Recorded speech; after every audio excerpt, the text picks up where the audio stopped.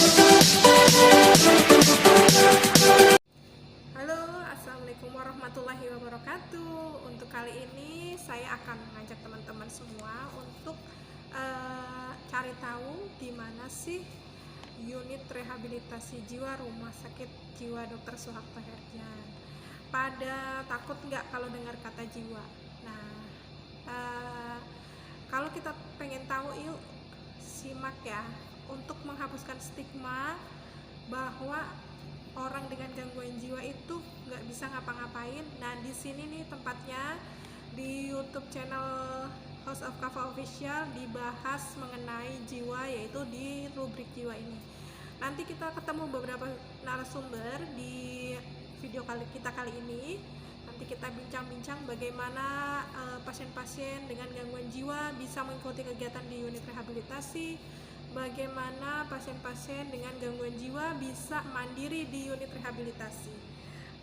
Sebelum kalian lihat videonya, bisa kirim komen-komen di bawah ini. Setelah video ini selesai, kasih komen untuk video-video apa sih yang akan ditayangkan di House of Kava Official selanjutnya. Oke, jangan lupa like, komen, dan subscribe. Oke. Bentar. sorry. Ini di sini ya. Oke teman-teman, assalamualaikum warahmatullahi wabarakatuh. Kembali lagi di rubrik jiwa. Salam sehat jiwa. Salam sehat jiwa. Nah, sekarang sore ini saya bersama narasumber di unit rehabilitasi lagi.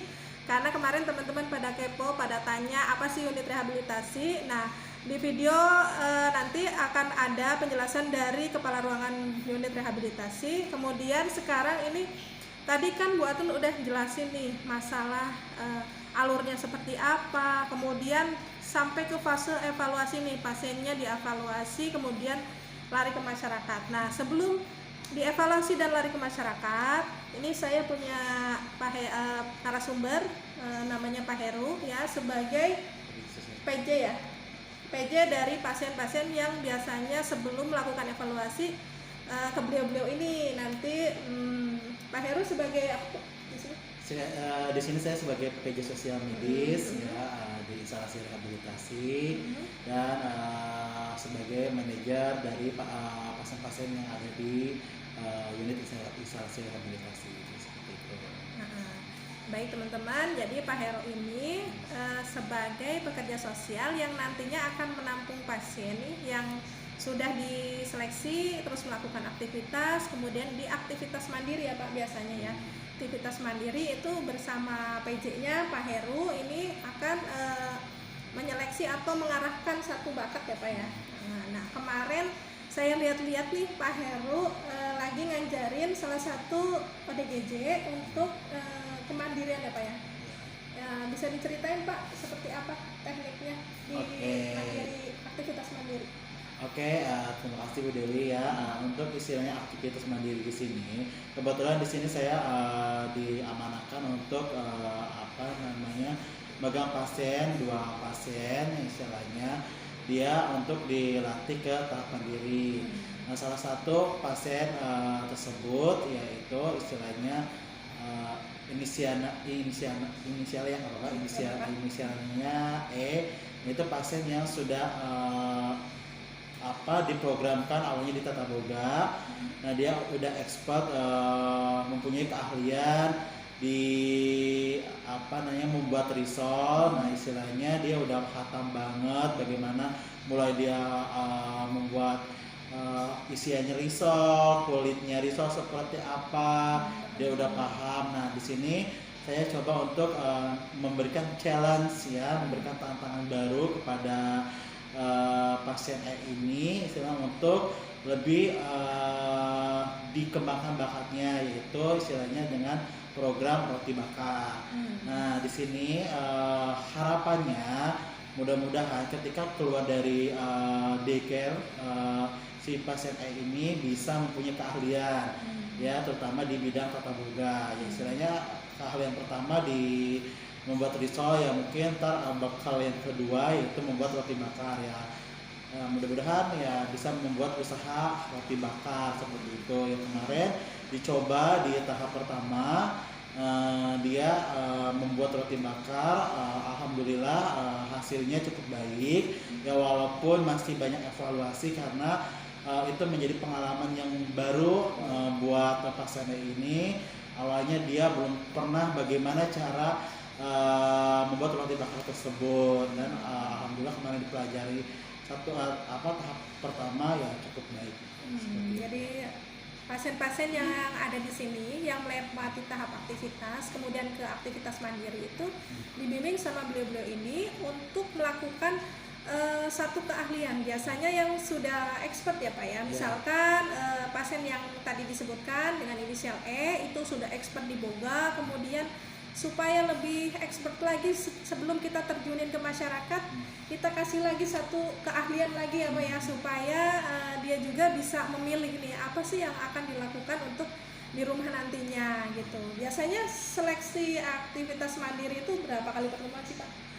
Untuk seleksi mandiri di sini kan 60 kali pertemuan, istilahnya pasien-pasien yang awalnya diseleksi 5 kali, terus di masa aktivitas 20 kali, dan tahap mandiri itu 60 kali pertemuan, yang kurang lebih 2 bulan ya. 2 bulan benar-benar dia digojlok untuk supaya mempunyai keahlian istilahnya. Nah di sana ketika udah 2 bulan, kita kan sebagai manajer harus adanya evaluasi. Nah bagaimana untuk istilahnya pasien tersendiri itu udah mampu apa belum. Kalau misalkan untuk belum mampu ya coba kita untuk ditingkatkan lagi. Kalau misalkan udah mampu ya kita koordinasi dengan keluarganya bahwa pasien ini dalam program rehabilitasi ya udah cukup, udah mampu dengan mempunyai keahlian tertentu. Yang mudah-mudahan dengan keahlian yang udah dibekali dari rehab sendiri ya mereka bisa diaplikasikan di masyarakat. Ya dengan tujuan goals kami dari rehab yaitu yang pertama, pasien bisa berwirausaha atau pasien bisa bekerja kembali ke perusahaannya masing-masing atau pasien bisa menjadi volunteer. Nah dari 3 pilihan goal tersebut ya pasien bisa memilih dan punya keahlian seperti itu. Yang bikin saya menarik nih Pak, istilah volunteer itu apa sih Pak? Oke, volunteer ini istilahnya pasien-pasien yang di sini udah mempunyai keahlian benar-benar, yang istilahnya expert. Misalnya contoh seperti pasien Iklan dulu. Kaget ya, ada iklan dulu. Nah pasien E ini kan dia expert di tata boga ya, mudah-mudahan dengan punya keahlian tersebut dia bisa mengajarkan ke pasien berikutnya. Istilah dia mungkin udah senior, diajarkan ke seniornya. Nah dengan harapan si pasien A ini bisa memberikan ilmunya yang sudah kami ajarkan, diberikan ke adik-adik kelas, ke junior-juniornya yang daycare untuk bisa seperti pasien E tersebut. Jadi gitu, bukan hanya pasien E, ada beberapa pasien kami yang ahli di bidang melukis. Nah pasien menjadi volunteer untuk mengajarkan bagaimana cara melukis dengan baik itu seperti apa. Terus ada volunteer di mengajar bahasa Inggris, mereka yang istilahnya pintar, expert dalam bahasa Inggris, mereka mengajarkan beberapa ajaran-ajaran bahasa Inggris yang mereka lakukan.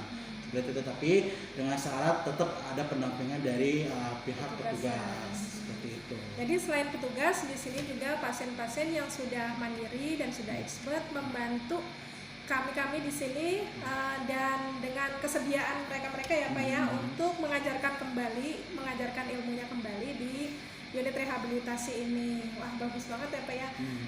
Untuk tahap mandiri tadi udah pada pantesan tadi Bu Atun bilang begini. Jadi salah satu syarat itu adalah keluarga. Nah keluarga itu bekerja sama dengan baik ya untuk di unit rehabilitasi. Nah kenapa keluarga harus bekerja sama dengan baik? Karena kita sama keluarga harus menjadi satu kesatuan ya Pak, supaya bisa memandirikan pasien secara mandiri, bukan dari pihak kami aja, namun dari pihak keluarga juga. Nah itu jadi satu kesatuan sistem yang bisa membantu memulihkan individu, memenuhi haknya menjadi individu yang mandiri begitu. Terus Pak Heru nih, selain mendampingi di aktivitas mandiri, setelah evaluasi terus pasien kembali ke masyarakat nih, ada nggak dari kita melihat keberadaan pasien misalkan udah wirausaha nih, di home visit nggak ya dari rumah sakit ini? Oh, oke. Nah, ini pertanyaan bagus ya. Istilahnya home visit itu sendiri itu tugasnya pekerja sosial. Nah, di sini saya jelaskan untuk penanganan unit rehabilitasi di sini kan penanganan secara holistik ya, isinya multidisiplin dan multiprofesi. Nah, di sini semua profesi harus bekerja sama. Nah, titik terakhir yaitu ketika pasien udah dinyatakan terminasi. Nah, itu biasanya kami sebagai pekerja sosial melakukan home visit, kunjungan rumah untuk bagaimana kesiapan keluarga menerima pasien tersebut. Misalkan pasien E ini kan udah selesai programnya, sebelum mereka dilepas ke keluarga, kami sebagai pekerja sosial home visit ya, kunjungan rumah. Nah, bagaimana keluarganya sudah siap belum dengan istilahnya kepulangannya pasien E. Terus ketika keluarganya udah siap, nah kita juga harus mengedukasi lingkungan sosialnya seperti RT RW. Kami koordinasi sama RT RW setempat karena kita harus perlu tahu bahwa warga mereka ada orang dengan gangguan jiwa yang harus terpenuhi hak-haknya, yang tadi kata Bu Dewi benar.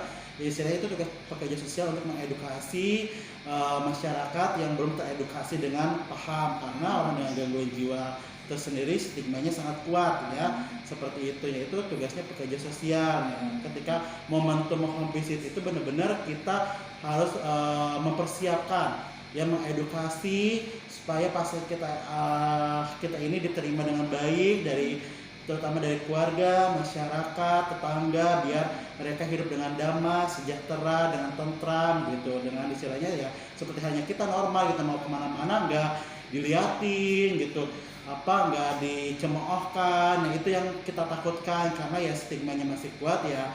Kita sebagai orang yang bekerja di rumah sakit harus benar-benar mengedukasi masyarakat maupun keluarga yang mempunyai orang dengan gangguan jiwa seperti itu. Oke, bagus banget teman-teman ya. Jadi unit rehabilitasi itu setelah melatih pasiennya menjadi mandiri, tidak begitu saja melepaskan pasien ya Pak ya.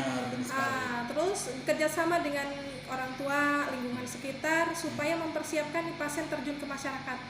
Nah, setelah pasien terjun ke masyarakat, biasanya dilihat lagi nggak Pak?